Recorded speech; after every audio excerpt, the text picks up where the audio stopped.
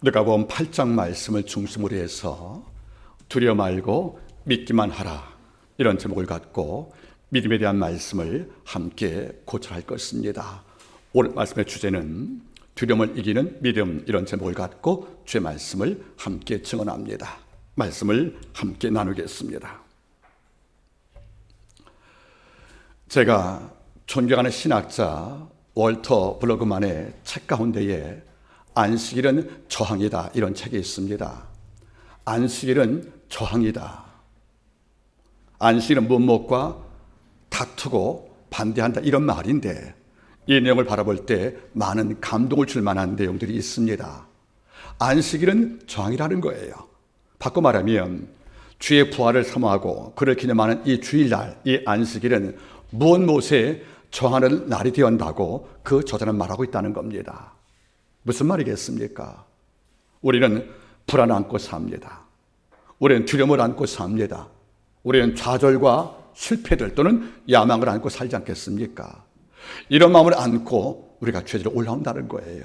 이 날이 안식일인데 그는 말하는 겁니다. 마음속에 불안이 있습니까? 네 삶 전부를 어둡게 채색하는 이런 불안이 당신을 누르고 있습니까? 그러면 주가 주시는 평안으로 그 불안을 저항하십시오. 주가 주신 성령의 평안으로 당신 마음을 흔들고 있는 불안에 대해서 저항하십시오. 마음속에 여러분들 물욕이 있습니까?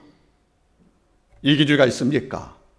오늘 걸어간 날 내가 노동을 해서 필요한 이익을 얻을 것인데 이런 마음을 우리가 탓할 수 없겠지만 안식일은 우리가 물권 그리고 야욕들, 야망이 꿈틀거려 나를 흔들 때에 주가 모든 걸 예비하시고 공급한다는 믿음을 갖고 그런 마음과 저항하라, 그런 말입니다. 우리 마음속에 두려움이 있습니다. 미래가 불투명하고 불확실합니다. 우리가 현재도 알지 못하고 사는데 내 미래가 지금보다 나아질지, 내 미래가 지금보다 추락할지 우리 예측을 못하는 겁니다. 분명한 사실은 가려진 이런 감춰진 미래가 우리 마음속에 두려움을 갖게 합니다. 이럴 때 우리는 하나님이 내 인생을 설계하시지, 내 날이 주의 손에 있지, 그리고 주께서 내 모든 삶을 통치하시고 이끄는 놀라운 섭리 속에 내가 살고 있지, 이런 마음으로 그 두려움을 저항하라, 그런 말입니다. 이런 까닭에 안식일은 인간 삶을 슬픔으로 이끌어가는 이런 모든 요소와 저항을 하며 내가 회복을 하며 내용을 다시 점검을 해서 다음 날부터 이 땅에서 당당히 쓰려는 말씀을 주는 날이 바로 안식일 아니겠습니까? 여러분 잊지 마십시오. 안식일 날 살아야 한 주간 사는 겁니다. 6일 내내 우리가 눌려왔던 불안과 두려움과 탐욕들, 이것에 내가 오염되어서 아파했지만 이날 말씀과 성령을 통하여 주의 약속을 통하여 이런 것들과 저항을 하여 내가 극복을 했다면 안식일 이후에 주어지는 모든 6일의 모든 삶은 아버지가 승리하심으로 이끌지 않겠습니까? 이런 까닭에 안식일의 예배 승리가, 거룩한 주일날의 영적인 승리가 다음 승리를 보장하는 아버지의 약속이라는 것을 잊지 말기를 바랍니다. 그런데 어찌 안식일만 정한 날이겠습니까? 우리의 일상 모든 날도 정한 날로 살 필요가 있다고 생각합니다. 아침에 잠을 깨니 우울한 거예요. 이 우울한 감정을 말씀을 통한 성령으로 저항하지 못하면 하루 종일 우울한 잿빛 감정에 살다가 돌아갈 때 얼굴 표정이 여러분들 죽음이 아닙니까? 내 삶이 하루에 얼마나 귀한데 우울한 감정, 이 좌절의 감정들, 그리고 체념들, 실패, 분노들, 이런 감정으로 내 하루 삶을 다 묶이고 빼앗겨서 하루 삶을 살았다면 이보다 속상하고 억울한 일이 어디 있겠습니까? 안식일만 저항의 날이 아닌 겁니다. 우리는 매일매일 성령의 기뻐하지 않는 생활 습관들과 이런 풍습에 대해서 내 마음에 대해서 끊임없이 저항을 하여 이거를 지배하고 이걸 통제하고 이걸 극복을 할 때에 우리는 이겼다고 말하는 겁니다. 그런데 이런 논리에 우리는 모두 공감을 합니다. 문제는 실제로 저항하지 못하고 있다는 겁니다. 내가 저항을 해야 사는데 이런 명제를 알고 있지만 막상 현실 가운데 불안의 엄습을 하면 우리는 주저앉잖아요. 분명히 불안에 저항을 하고 두려움에 저항을 하고 탐욕에 저항을 하고 우울함에 저항할 필요를 알고 있지만 실제 우리 안에서 이런 문제가 봉착하면 우리는 저항하지 못하고 무너질 때가 종종 있다는 겁니다. 우리 묻습니다. 왜 우리는 저항하지 못할까? 왜 저항을 못하여 넘어질까 물어본다면 답은 하나입니다. 사도 요한은 요한일서 5장 4절 말씀에 그 답을 주었습니다. 대저 하나님께서 난 자마다 세상을 이기느니라.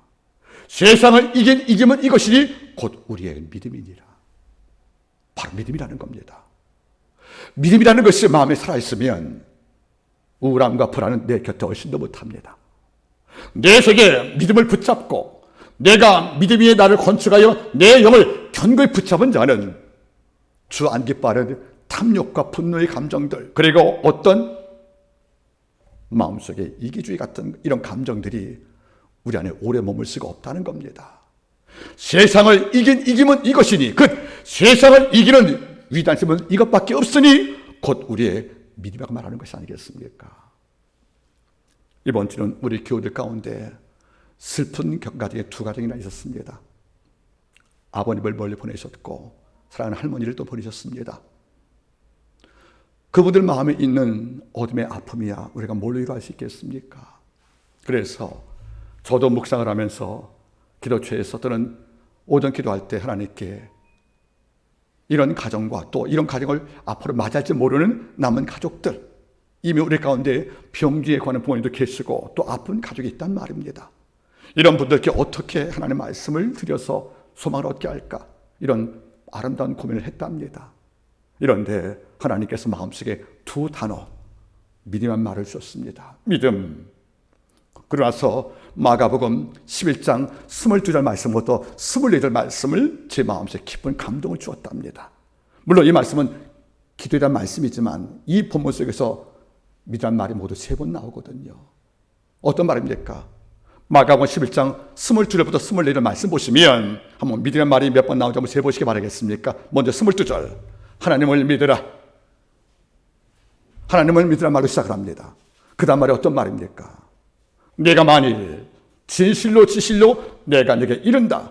내가 만일 이 산들을 명하여 들리어 바다에 옮기우라 하고 그 말하는 것을 이럴 줄 믿고 그 마음에 의심하지 않으면 그대로 되리라. 그 다음 말씀 무슨 말인지 아십니까? 내가 너에게 말하노니 네가 기도하고 구한 것은 받을 일로 믿으란 말씀이 등장한단 말이에요. 하나님은 말씀하십니다. 하나님을 믿는 것이 가장 우선이라는 것이에요. 우리가 불안을 이기려면, 슬픔을 제압하려면, 그리고 두려움을 이기려면 다른 곳에 답이 딱 말씀하지 않습니다. 출발점 뭔지 아십니까? 네 마음에 불안이 산같이 널 누르고 있고, 네 마음에 슬픔이 산같이 너를 압제하고 있고, 네 마음에 야망과 또는 분노라든가 더 나아가서 여러분들 실패의 감정이 네 마음을 산처럼 누르고 있을 경우에 네가 그 산을 어찌 옮길 수 있겠느냐? 옮길 수 없다는 겁니다.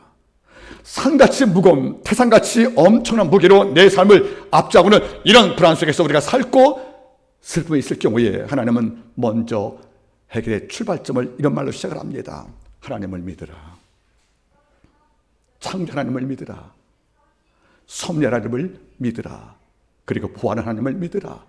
나의 도움자시라 하나님을 믿으란 말로 시작을 합니다. 그 다음에 이것이 기도로 바뀌어집니다. 어떻게 여러분들? 하나님을 믿으라. 내가 진실로 에고 에이미 내가 진실로 너에게 말한다. 내가 만일 너를 눌렀던 이 산같은 모든 문제가 있는데 꿈쩍도 않는 이런 산같은 거대한 괴물이 있는데 이 산들을 명하여 바다에 옮기우라 하고 이 말하는 것을 이럴 줄 믿고 그 마음에 의심하지 않으면 그대로 되리라. 그리고 또 첨언하십니다. 어떤 말로? 내가 네게 말한다. 내가 기도하고 구한 것은 받을 일로 믿으란 말이란 말이에요. 하나님은 믿음을 강조하십니다. 여러분들 우리가 요한복음을 알지 않습니까? 우리는 요한복음 그러면 사랑이란 말이 참 많이 등장하는 거예요. 하나님이 세상을 이처럼 사랑하사. 또 우리 교도문 낭독이지 않습니까? 사랑 안에 거하라. 이런 말이 등장하는데 놀란 게 뭔지 아십니까? 요한복음 사랑이란 말보다 믿음이란 말이 모두 98번이 나온답니다. 어쩌면 요한복음을 구성하는 모든 단어 가운데 제일 많이 발견되는 것이 바로 뭔지 아십니까? 바로 믿음이란 말입니다. 우리는 나사로의 부활 사건을 알고 있습니다. 거기서 돌 옮기를 할 때 마리아와 마르다가 약간 갈등을 합니다. 이미 죽어 나흘 되어 썩은 냄새가 날 때 왜 이제 무덤을 여시느냐고 이렇게 불만 섞인 목소리로 반응할 때 주는 요한복음 11장 44절 말씀에 어떤 말씀으로 그를 설득을 했습니까? 내 말이 내가 믿으면 하나님의 영광을 보리라 하지 않더냐. 뭐하면? 내가 믿으면. 네가 보는 것은 썩은 지 나흘 되어서 냄새가 나는 오빠의 실지 모르겠지만은 주님은 부활과 갱생을 준비했고, 그리고 썩은 시신에서 생명을 창조하는 마른 뼈에서 군대를 만드시는 이런 아버지의 권능에 작동하려면 내가 믿으면 아버지가 일한다고 말씀한 거 아니겠습니까? 이를 통해서 우리는 하나 질문할 필요가 있습니다. 나는 큰 산 앞에서도 여전히 믿음을 갖고 있는가? 큰 산과 싸울, 큰 산을 옮길, 그리고 큰 산을 옮겨줄 성부 하나님에 대한 강력한 믿음을 내 마음속에 갖고 있는가 하는 문제에 대한 우리를 질문이 필요하다는 것입니다. 여러분, 우리가 많은 계획을 세워도 주가 일하는 겁니다. 우리가 많은 준비해도 마지막 결제 도장은 하나님이 하시는 것입니다. 큰 사업에 필요한 것은 삽이 아니고 여러분들 큰 도구가 아니라 바로 믿음이라는 하나님의 능력을 끌어오는 아버지의 무기밖에 없다는 것을 잊지 말기를 바랍니다. 오늘도 같은 맥락에서 말씀을 이어가고자 합니다. 오늘 야이로와의 대화에서 주는 말씀하십니다. 두려 말고 믿기만 하라. 어찌 보면 네 말보다 참 무책임하고 황당한 말이 없을 거예요. 내 딸이 12살인데 죽을 병으로 앓고 있어서 예수께 도움을 구한 거예요. 그런데 예수께서 그 마음을 아시고 가는 도중 12해 동안에 혈 여인을 만난 그 여인이 마지막까지 그를 애타게 붙잡고 그에게 도움을 구하는 과정에서 시간이 흘러가고 경과되어서 그 와중에 딸이 사망을 한 거예요. 주를 모시고 딸이 아픈 곳에 가는 과정에서 딸이 죽었다는 소식을 들었고 순간 야이로가 두려웠다는 겁니다. 내가 딸이 임종도 지켜보지 못했구나. 그 당시에 호흡으로 바뀌었던 갈렸던 예수에 대한 그 능력을 내가 믿고 찾아와서 그를 모시다가 딸 죽었으니까 아비로서 책임다하지 못한 두려움이 왜 없겠습니까? 또 예수를 모시다가 딸 죽음도 못 지켜봤다는 평판 때문에 모든 자가 그를 회당장의 지휘를 비판한다면 이 비판을 감당할 수가 없다는 것이에요. 이러니까 야이로가 두려웠다는 겁니다. 이제 딸이 죽었는데 더 이상 예수가 필요할까? 이런 갈등 속에서 어렵다 할 때 주는 한마디 말씀하십니다. 야이로야, 지금 내가 두려움에 묶여 있을 때냐? 믿기만 하라. 그러면 그 다음이 하나님의 역할이라는 겁니다. 따라하십시오, 여러분들. 두려 말고 믿기만 하라. 이 말이 우리 가정 안에, 내 심령 법계 안에 꿈틀거리기를 바라는 것입니다. 우리는 누가복음 8장을 바라봅니다. 이 8장은 모두 누가가 성경을 기록을 할 때 네 사건을 함께 모아둔 거예요. 네 사건 첫 번째가 뭔지 아십니까? 저편으로 건너가자 할 때 건너가는 과정에서 뭘 만나요? 폭풍을 만나는 거예요. 배가 여러분들 전복 직전입니다. 그때 주무신 예수를 깨웠고 주님의 폭풍을 잔잔케 했다는 겁니다. 이 사건이 하나 등장하고 다음에 저편 건너가니까 누가 그를 기다리고 있었습니까? 그래서 광인이 귀신 들려 소리 나는 그 광인의 영역을 치료하십니다. 세 번째 사건은 바로 야이로 사건이에요. 12살 먹은 그 아이, 채 꽃도 못 피는 어린아이가 치유 불가의 병으로 아파하고 있고 사망을 앞두자 아버지가 급해서 바닷가에 들며 찾아온 사건이 바로 세 번째입니다. 그리고 그 액자같이 하나 사건이 곁들여 있지요. 바로 12살 병의 여인이 모든 의뢰에게 도움을 구했으나 병이 중해지고 있던 거 다 허비할 만큼 탕진되어서 절망한 여자가 예수의 소문 듣고 그를 찾아와서 예수를 붙잡을 때 병 나은 사건이 바로 네 사건인 것입니다. 그런데 이 네 사건이 각자의 사건 같지만 여러분들 동일한 주를 안고 있다는 거죠. 이것이 바로 믿음에 대한 사건을 말하고 있다는 겁니다. 여러분들 폭풍을 만났어요. 제자가 노력으로 배 안에 들어온 물을 밖으로 퍼내지 못합니다. 나중에 주무신 예수를 발견하고 깨웠다는 거죠. 선생님, 우리가 죽게 된 것을 왜 돌보지 않냐고 원망 반쪽으로 예수께 여러분들 원망을 호소할 경우에 주가 폭풍을 잔뜩했다는 겁니다. 이런데 7장 25절 말씀에 주가 제자에게 뭐라 했습니까? 7장 25절 제자들에게 이르시되 너희 믿음이 어디 있느냐? Where is your faith? 내 믿음이 지금 어디 있느냐? 방금 전까지 떡을 먹었던 네가 5,000명의 능력을 보고도 폭풍 앞에서 두려워 떨고 원망으로 배에서 주저앉은 제자 볼 때 줄 한마디 했습니다. 너희 믿음이 어디에 있느냐? 역시 믿음을 주께서 만나고 있다는 거지요. 우리가 어려움 당할 때 당황을 하면 주가 이해는 하십니다. 그런데 계속 당황을 하면 주가 물어봅니다. 내 믿음을 어디다 놓고 다니느냐? 내 믿음을 지금 어디에 놓고 다니는 것이냐? 내 믿음이 지금 네 손 아래 있느냐? 네 마음에 있는 거 하고 주가 우리를 묻고 있다는 겁니다. 너희 믿음이 어디에 있느냐? 이어서 여러분들 12의 혈병 여인이 앓다가 주님을 찾아온 거예요. 여러분들 마지막 남은 힘을 갖고 주 옷을 붙잡았답니다. 뭔지 아십니까? 이 옷만 붙잡아도 병으로는 낫겠지.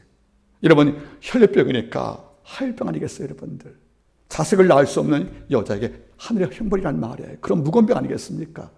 자식을 낳지 못하니 대를 이을 수 없는 것이고, 대를 이을 수 없다는 것은 한 집안에 불행한 여인으로 낙인 찍는 것이고, 남편 사람과 함께 자식을 낳아 미래가 보장받는 연애 꿈도 다 깨진 것이 아니겠습니까?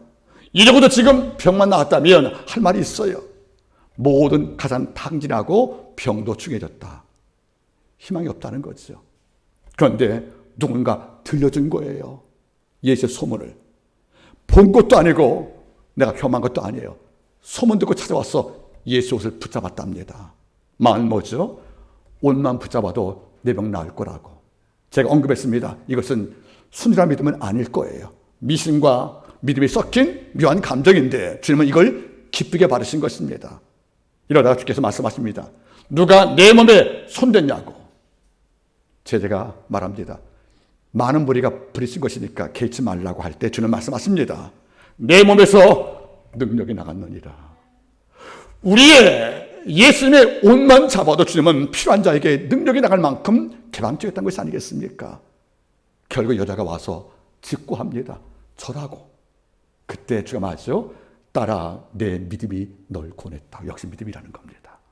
너희 믿음이 어디 있느냐? 물으신 주님은 지금 여자에게 말합니다. 내 믿음이 네 병을 낫게 했다는 겁니다. 지금 또 보십시오. 그 다음 자가 야이로운 겁니다. 딸이 죽었으니 어떻게 합니까, 여러분들? 끝났는데 상황이 종료하는데 예수가 필요하겠습니까? 딸이 아플 때 예수 모셔가서 이 병을 낫고자 하는 의사로서 예수를 기대하고 찾아왔는데 딸 죽었단 말이에요.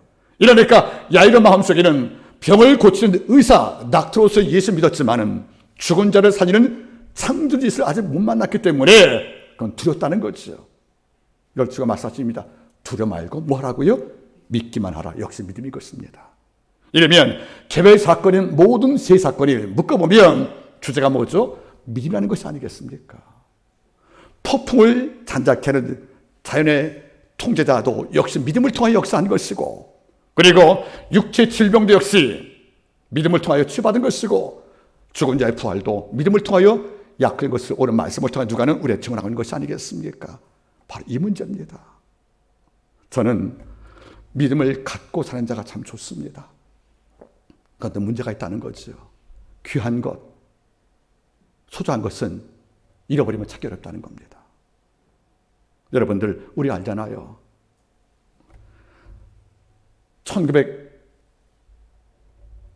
1911년도쯤인가 루브르 박물관에 모나리자 그림이 여러분들 도난당합니다. 그리고 그 누구도 그 그림을 찾지 못합니다. 너무 귀한 그림이니까. 근데 그 전까지는 그 그림이 일반 그림이 아니었어요. 결국 그 그림 찾지 못하니까 관장은 직위 해제될 수밖에 없는데 한 직원이 제안했답니다. 잃어버린 거 비밀 수사에서 찾지 말고 신문 광고 내보자고. 그래서 모나리자 그림의 도난 사건을 광고에 내니까 신문이 발행부 수가 늘어났고 이 그림이 그때부터 유명해진 것이 아니겠습니까? 이러니까 절도 몸이 이 그림을 팔 수가 없는 거예요. 결국 이태리 여러분들 우파치 미술관의 관장 그 중개에게 그림 팔겠다고 제안하다가 경찰에 연락이 되어서 결국 체포가 될 때 2년 만에 그림이 돌아오는 것이 아니겠습니까? 그 이후로 이 그림이 방탕유리로 보였답니다. 방탄유리로. 물론 보면은 그 그림을 보관할 때 유리를 만든 그 직원이었던 바로 페르시아의 그 남자가 범인이었지만은 같은 이유는 다릅니다. 놀란 게 뭔지 아십니까? 귀한 거 잃어버리면 찾기 어렵단 말이에요. 이 땅에서 여러분들 그리스도와 나와의 관계에서 가장 귀한 게 무엇입니까? 금보다 귀한 믿음이라는 겁니다. 악한 마귀는 우리가 믿음이 장성할까 봐, 그리고 악한 마귀는 우리가 믿음을 구할까 봐 끊임없이 우리를 뒤흔들고 있다는 겁니다. 우리가 믿음의 어를 말할까 봐, 어려움 나갈 때도 감사할까 봐, 이런 믿음의 행위를 할까 봐 끊임없이 우리를 흔들고 있는 것이고, 성령은 우리가 믿음 빼앗길까 봐 우리를 붙잡고 있다는 겁니다. 여러분들, 믿음 빼앗기면, 믿음 부실하면 남는 게 아무것도 없는 거지요. 길가에 버려둔 맞을 일은 손과 다름이 없다는 겁니다. 저는 어려움 나갈 때에도 찬양한 성도 바라보면 고개 숙여 감사합니다. 곤란 당할 때도 하나님을 여전히 섭리 믿고 지금 불행을 축으로 바꾸실 여호와를 믿는 이런 믿음 고백이 기도 가운데 있다고 치면, 그를 볼 때마다 마음속에 놀란 종교의식을 피할 수밖에 없습니다. 오늘 이 부분을 함께 다루기를 원합니다. 오늘 말씀의 주인공은 바로 야이로입니다. 야이로, 참 특이한 이름이에요. 히브리들 가운데서 이 이름을 쓰는 인물이 거의 없습니다. 이런데 야이로란 이름의 뜻은 크게 두 가지라고 아마 번역이 되어 있습니다. 첫째는 눈부시게 빛나는 자. 이 이름 모르겠어요. 어떤 이유로 부모님이든 형제든 또는 제사장인 랍비든 이름을 줬는데 아마 눈부시게 빛나는 자는 뜻이 하나 있고, 다른 뜻은 또 귀합니다. 항상 깨닫는 자. 저는 이 말이 서로 다른 의미라고 생각하지 않습니다. 하나님 볼 때 말씀과 또는 현실 가운데 있는 하나님의 뜻을 깨달으면 아버지 볼 때 눈부신 인격이 아니겠습니까? 그런 직업이 회당장입니다. 한 마을에 여러분들 유대인들은 10가정 이상 모이면 회당을 세우는데, 교회사의 기록을 보면 바울이 선교한 때에 로마의 인구가 보통 100만 명인데 유대 회당이 10개가 있었답니다.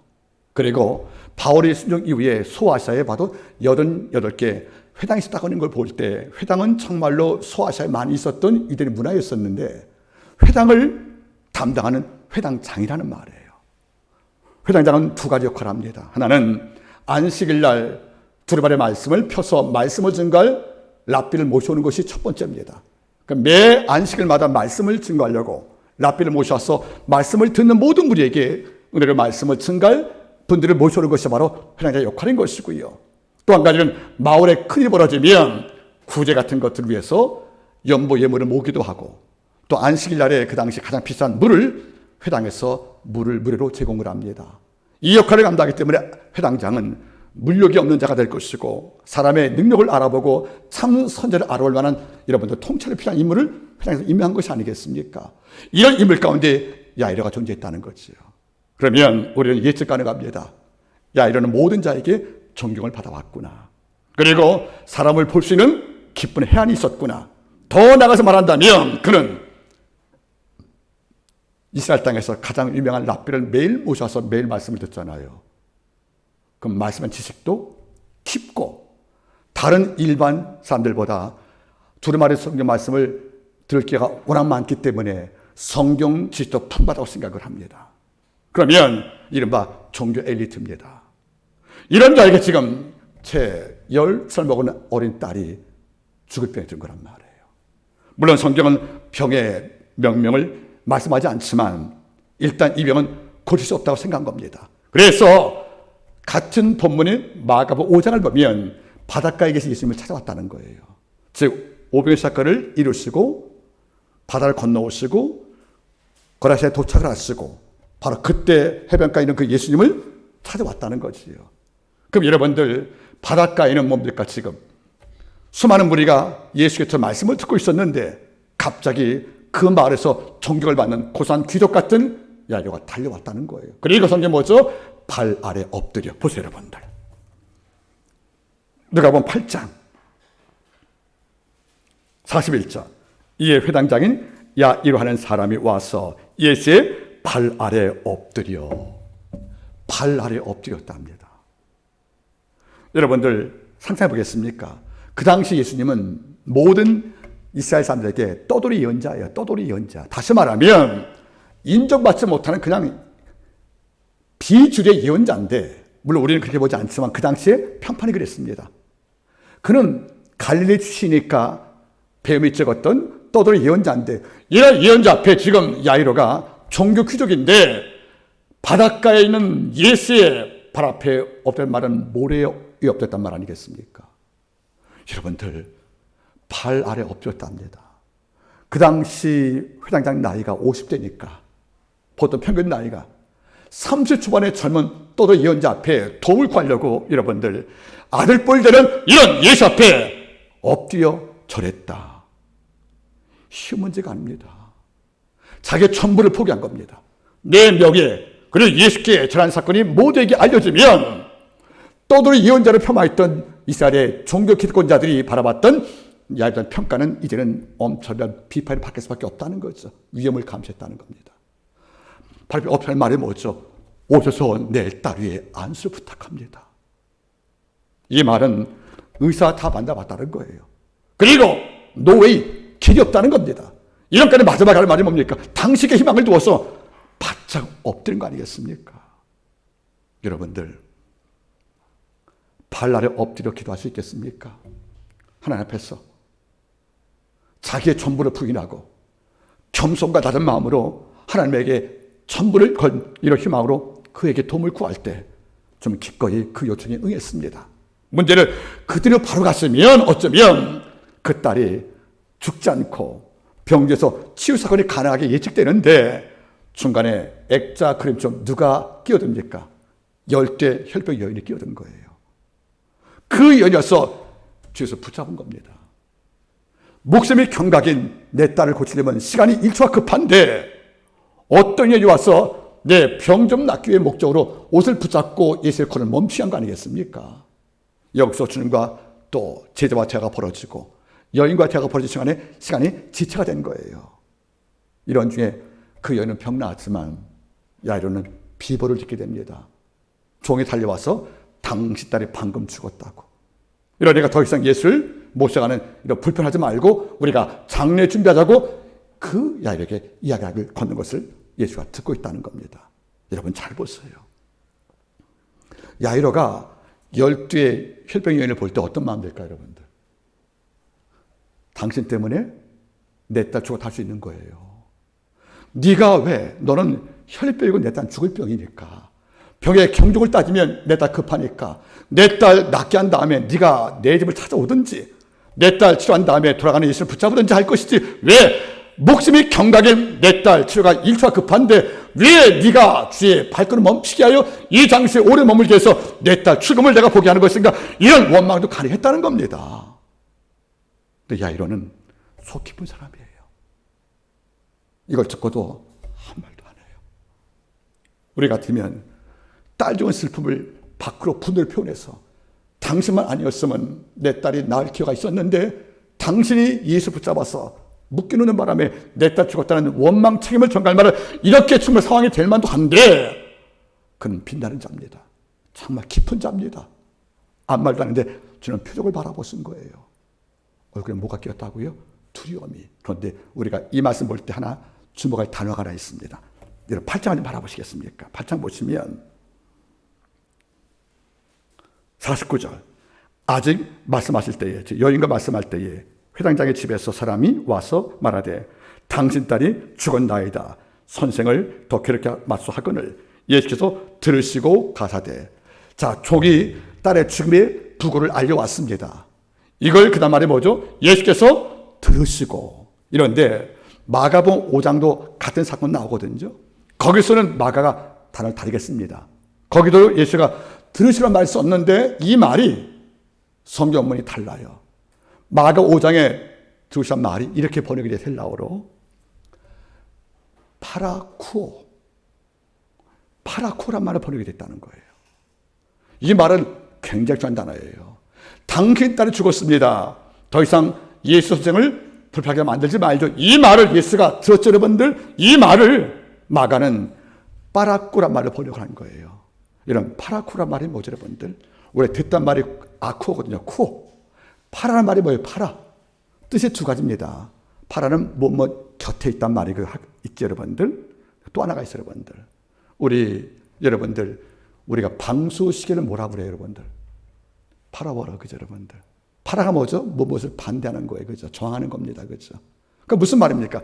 예수께서 당신 딸 죽었습니다. 그 사실 맞습니다. 이런데 예수가 어떻게 되단 말입니까?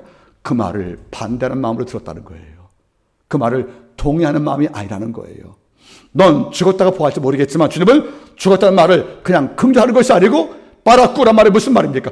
예수께서 그 말을 거절, 반대하는 마음으로 동의하지 않고 들었단 말입니다. 이 말이 결코 죽었어 하고 인정 안 했다는 거예요, 여러분들. 왜? 그는 부활의 영이 계시니까. 이런 중요한 문제예요. 주님은 그 딸 죽었다는 사실은 팩트, 사실 맞습니다. 모든 자가 죽었다고 그랬고, 가보니까 여러분들 돈 받고 애곡하는 직업 울음꾼들이 와서 울고 있지 않았습니까, 여러분들? 죽은 거 맞다는 거예요, 여러분들. 이런데 주님 말씀하십니다. 파랗고 나는 그 말을 한 번도 긍정적으로 죽은 사실을 인정한 적이 없다는 거예요. 주님은 모두가 죽었다 해도 뒤에 나오지 않습니까? 자는 거라고, 여러분들. 이게 무슨 말이냐면 빠라꾸가 필요한 거예요. 내가 어려움 당할 때 모든 다 끝났다고 내게 오지만 나는 파라쿠예요. 나는 그 말을 동의하지 않는 거예요. 왜? 아직 주가실이 남았기 때문에.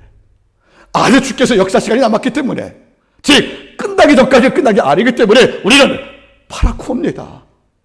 모든 자가 너 실패해서 말해도 우리는 파라쿠의 이 말을 긍정하지 않는 겁니다. 우리가 아직까지 뭡니까? 주가 마르뼈 군대 만들 아버지 능력을 아직도 기다리고 있는 겁니다. 우리는 쓴물을 달게 만들고 홍해바다 육지を도바듯 걷게 만들고 홍해를 산책게 만드시는 이 아버지의 권능이 아직 임하지 않기 때문에 좋은 곳일 거라 믿기 때문에 실패 사실을 우리는 빨았고 반대로 듣고 있다는 겁니다. 여러분들 어려움 당할 때 우리 귀에 파라쿠어를 장착하시길 바랍니다. 나는 그 네 말에 동의 안 해. 난 끝나지 않았어. 주가 마무리하기 전까지 끝날 사건이 아니야. 주님은 이렇게 좋다고 막아는 성경을 그리 썼다는 거예요. 당신 딸이 죽었나이다. 더 이상 선생을 그렇게 맞소 하는 이 말을 예수께서 반대하며 들으시오. 이런 말이거든요.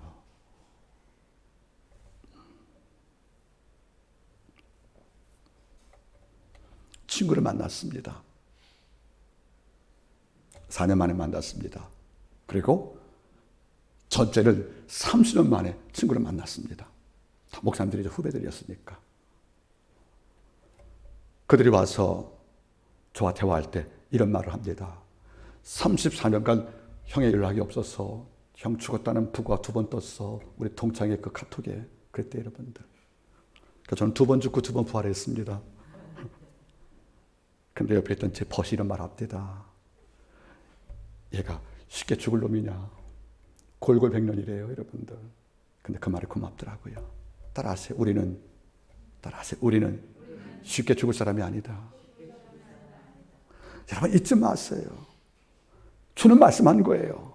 반대로 들었다는 겁니다. 반대하며 들었다는 겁니다. 우리 친척들이, 내 일가 모두가, 또 내 동료 벗들이 너 끝났다고 우리의 패배를 모두가 한음소로 고백할 때, 그리고 우리에게 비방할 때도 우리는 빨아꼽니다. 그 말에 동의 안 합니다. 아직 우리에게는 하나님의 일하는 시간이 남아있다는 겁니다. 하나님의 쇼타임이 남아있다는 거예요. 쇼타임이. 아버지가 보여줄 그 거대한 무대가 남아있다는 것을 믿는 것이 뭔지 아십니까? 바로 믿음이라는 겁니다. 바울은 이걸 안 거예요. 그래도 여기서 4장 8절 말씀. 우리가 사방으로 우겨쌈을 당하여도 쌓이지 아니하며, 우리가 답답을 당하여도 낙심하지 아니하며, 우리가 핍박을 받아도 버림받지 아니하며, 우리가 꺾어짐을 당해도 망하지 않는다. 남들은 말하는 거예요. 너 우겨쌈을 당했다고, 끝났다고, 포위됐다고. 우리는 빨아꼽니다. 우리는 쌓이지 않아. 왜? 그분이 개입하시니까. 너 답답하지? 우리는 낙심하지 않는 거예요. 너 답답하지, 힘들지? 우리는 낙심하지 않는 거죠. 왜? 아버지가 내 인생에 펼칠 하나님의 쇼타임, 그의 무대를 내가 알기 때문인 거예요, 여러분들. 너 핍박을 받으니까 곧 죽겠네? 나는 버림받지 않아. 하나님의 생명으로 날 지키고 있으니까. 여호와는 너를 지키시는 자라. 산과 들이 날 지키는 것이 아니고 여호와가 날 지키는 자니까. 너 꺾어뜨림, 즉 창을 맞고 넘어졌네. 곧 죽겠는데 아니야. 나 망하지 않아. 내 존재는 남아있어. 이것이 뭔지 아십니까, 여러분들? 우리는 쉽게 죽지 않는 겁니다. 우리는 쉽게 꺾이지 않는 적이란 말이에요. 우리는 쉽게 붕괴 안 되는 거죠. 왜? 이 땅 모든 판단이 어떻게 들려와도 우리는 빨아꾸어 이걸 통하지 않고 듣는 겁니다. 그래서 주님 말씀한 거죠. 이 말을 들으니까 너 두렵지? 야 이로야. 두려 말고 믿기만 하라. 두려 말고 믿기만 하라. 여러분 잘 보세요. 따라할까? 두려 말고 믿기만 하라. 누구처럼? 다니엘 세 친구와 다니엘처럼. 다니엘 3장을 바라보시면 바벨론 왕이 탁월한 지혜를 갖춘 이스라엘의 포로 출신을 뽑아다가 여러분들 3년간 교육시키어서 당신 국가의 권리를 위한 둘의 프레이를 쓰고자 그를 선발했습니다. 여기에 사드락 메삭 아벳네고도 다니엘과 함께 선출된 거예요. 근데 그들 처음에는 왕의 진미를 먹지 않아서 위험을 자초했지만 다행히 지혜롭게 넘어가서 얼굴이 빛났습니다. 고기 먹지 않고도. 문제 두 번째입니다. 큰 평제 왕이 신상을 세운 거예요.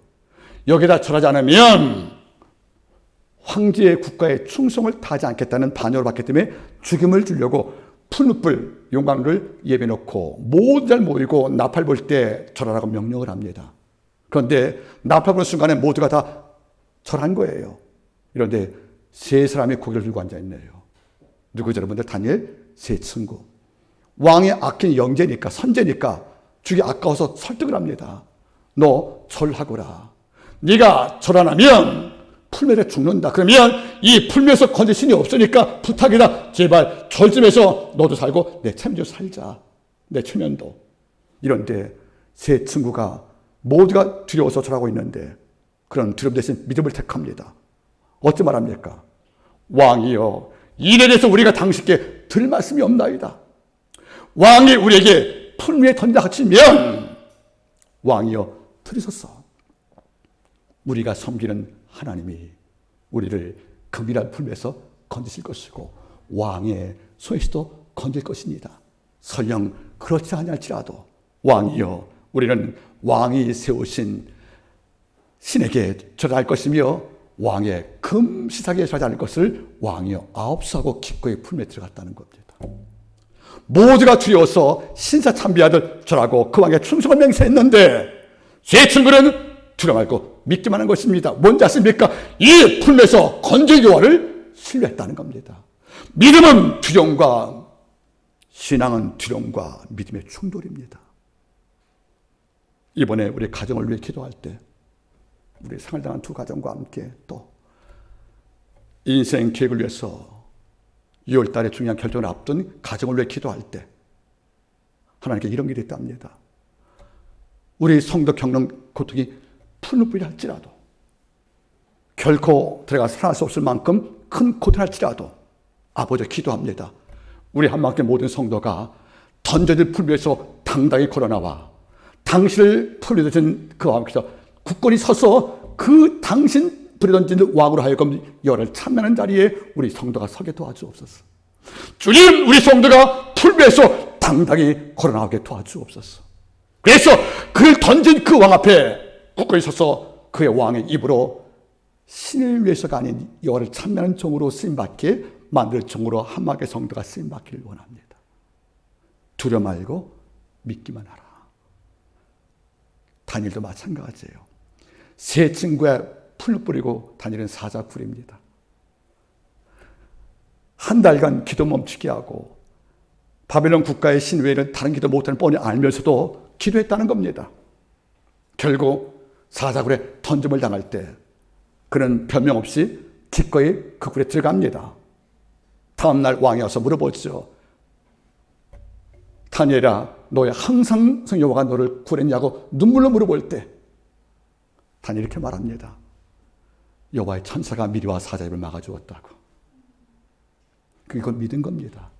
내가 내 친구도 풀면서 네 번째 사람이 와서 머리털 옷 하나 상하지 않게 걷게 나오게 하신 그 능력을 내가 봤는데 나 또한 풀과 동일한 사자굴에 들어가도 그 이빨 속에서 아버지가 입을 막고 쓰고 나를 무사히 걷게 하실 이런 아버지를 믿었기 때문에 그는 두려워 말고 믿었을 경우에 놀라운 기적을 체험했던 것이고 아버지 영광을 선포한 것이 아니겠습니까? 여러분 따라하세요. 죽기 전까지 미리 죽지 마라. 왜 두려움 때문에 미리 죽습니까? 왜 기도 한 번 없이 아버지의 창조 능력이 작동할 만한 이런 상상도 없이 여러분들 미리 죽어서 사자에게 먹히고 풀에 타버리는 일을 겪지 않기를 바라는 겁니다. 두려워 말고 믿기만 하라. 저는 바랐고 이 말을 반대 들으신 다음에 이런 말을 쓴 겁니다. 두려워 말고 믿기 마라. 그럼 내 딸이 나을 거라고 여러분들. 그리고 그 집으로 갔다는 겁니다. 놀라운 사실은 이 말을 듣고 야이로가 주님 그만 돌아가시지요. 내 딸 웃었으니까 상황의 종료가 되었습니다 하고 주님과의 관계를 끊는 것이 아니고 두려워 말고 믿기만 해. 이 말을 믿고 예수님을 데리고 딸 주 현장까지 모시고 갔다는 거죠. 이것도 믿음이라는 겁니다. 여러분들 야이로가 설마 주님께 장례 침례 부탁을 모셨겠습니까? 그건 아니란 말이에요. 여러분들 믿었다는 겁니다. 무엇을? 내가 모르는 능력이 그분께 있음을 알고 그래서 모셔가니까 어떤 사건이 벌어졌습니까? 두 번째 보세요. 8장 51절 모르셔가지고 여러분들 집에 이르러. 난 이게 너무 좋은 거예요. 이 단어가 여러분들 평반이 같습니까? 집까지 모시고 갔다는 거죠. 여러분들 그렇죠? 누가? 야이로 혼자만? 아닌 거예요. 주님과 함께. 여러분들 실패 현장 딸 죽은 고대 현장까지 야이로가 그만 믿고 주님 알고 믿기만 해. 이 말은 믿고 주님을 모시고 집까지 갔다는 거 아니겠습니까? 주님 모시고 고대 현장까지 가시기를 바라겠습니다. 가보니까 거기는 장례식장이에요. 어떤 게 있습니까? 52절 모든 사람이 알위하여 울며 통곡하며 예수께서 이르시되 울지 말라. 죽은 것이 아니라 잔다. 이게 두 번째 교훈이에요. 주님 말씀하십니다. 너는 죽었다고 말하느냐? 죽은 것이 아니라 잔다. 이런 잔다 말은 무슨 말이에요? 내일 아침에 깬다는 말이지요. 즉 끝난 게 아니라는 거예요. 세상은 말합니다. 죽었다고. 세상은 말합니다. 끝났다고. 세상은 말합니다. 이제 곧 썩을 냄새가 날 거라고. 세상은 말할 것입니다. 곧 땅에 묻힐 거라고. 이런데 주님 말씀합니다. 내일 아침에 잠을 깰 거라고. 이런 문제 당할 때 고백하세요. 죽은 게 아니라 잔다고 말하는 거예요. 여러분들 죽었다고 말하면 죽은 겁니다. 그래서 돈 받고 울음을 지르는 전문적 애국꾼들이 울고 있는 거예요. 근데 점점 가끔 놀라요. 좀 이따 딸이 살거든요. 한번 여쭤볼게요. 돈 받고 우는 거잖아요. 그렇죠? 그러면 장례 끝날 때까지 약속된 계약서에 임금이 있을 거 아니겠습니까? 그 발을 싹시. 이 딸이 살았어요. 그 임금 받았습니까? 못 받겠습니까? 이것도 궁금합니다, 여러분들. 아마 좋겠지만 받고 좀 황당할지 모르겠어요, 여러분들. 그죠? 잘 보겠습니까? 죽은 게 아니고 잔다. 이게 성도의 신앙이에요. 끝난 게 아니고 새로운 시작이다. 그리고 망한 것이 아니고 새로 세워질 것이다. 그리고 아픈 것이 아니고 뭡니까, 여러분들? 회복될 것이다. 이런 우리가 뒤집기, 다시 말하면 역전신앙을 마음에 갖고 산다는 겁니다. 여러분 잘 보세요. 죽은 게 아니라 잔다. 이러니까 이걸 듣고 나서 돈 받고 울었던 사람들이 뭘 합니까, 여러분들? 53절 저희가 그 죽은 것을 아는 거로 비웃더라. 누가 비웃은 것입니까? 돈 받고 울었던 울음꾼들이 예수를 비웃었대요. 내가 보니까 죽었거든?